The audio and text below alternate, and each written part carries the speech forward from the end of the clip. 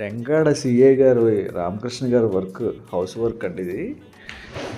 దీనికి ఆల్రెడీ మనం ప్రింట్ బీమ్లో మనం కెమికల్ ఫిల్లింగ్ చేసాం. అయితే ఇప్పుడు ఏం చేస్తామో నేను మీకు ఎక్స్ప్లెయిన్ చేస్తాను.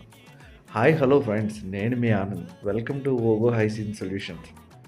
మీ ఫ్యామిలీ అండ్ ఫ్రెండ్స్లో ఎవరైనా న్యూ కన్స్ట్రక్షన్ చేసుకుంటే తప్పకుండా మా ఛానల్ని షేర్ చేయండి. ఇప్పటివరకు మా ఛానల్ని చూస్తూ ఫాలో అవుతూ కానీ సబ్స్క్రైబ్ చేసుకోకపోతే కనుక ప్లీజ్ దయచేసి సబ్స్క్రైబ్ చేసుకోండి. ఇప్పుడు ఈ వీడియో చూస్తేనే మీకు అర్థమవుతుంది కదా. ఏం లేదండి, న్యూ కన్స్ట్రక్షన్ చేసుకున్న వాళ్ళు ప్లింట్ బీమ్లో మనం ట్రీట్మెంట్ చేస్తామండి. మా బిఫోర్ వీడియోస్ చూస్తున్న వాళ్ళకి అర్థమవుతుంది. ఇది సెకండ్ స్టేజ్ అండి. బ్రిక్ వర్క్ జరిగి బిఫోర్ కానీ ఆఫ్టర్ ప్లాస్టింగ్ కానీ వాల్స్ అన్నింటికి మనం స్ప్రేయింగ్ చేస్తామండి. సో మన రామకృష్ణ సిఏ గారికి హౌస్కి ఏం చేసామంటే ఈ వాల్స్ వీళ్ళు ప్లాస్టింగ్ దగ్గర వచ్చింది కాబట్టి వాల్స్ అన్నింటికి ప్రెజర్ స్ప్రేయింగ్ చేసామండి. గ్రౌండ్ ఫ్లోర్ ఫస్ట్ ఫ్లోర్లో ప్రెజర్ స్ప్రేయింగ్ కంప్లీట్ చేసాము. సో దీన్ని బట్టి ఏంటంటే అండి, బ్రిక్లో ఉన్న ఇన్సెక్ట్ కిల్ అవ్వడం కోసమే ఈ ప్రెజర్ స్ప్రేయింగ్ చేస్తామండి.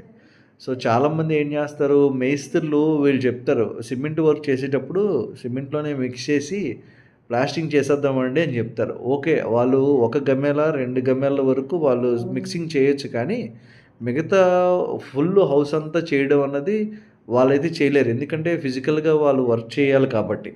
ఇది అలా కాదు, మనకు ఒక 3 అవర్స్ 2 ఆర్ 3 అవర్స్ టైం ఇస్తే కనుకండి వాల్స్ అన్నిటికి ఫుల్ ప్రెజర్ మెషిన్ పెట్టి ప్రెజర్తో కెమికల్ ఎక్కించేస్తాం వాల్స్కి.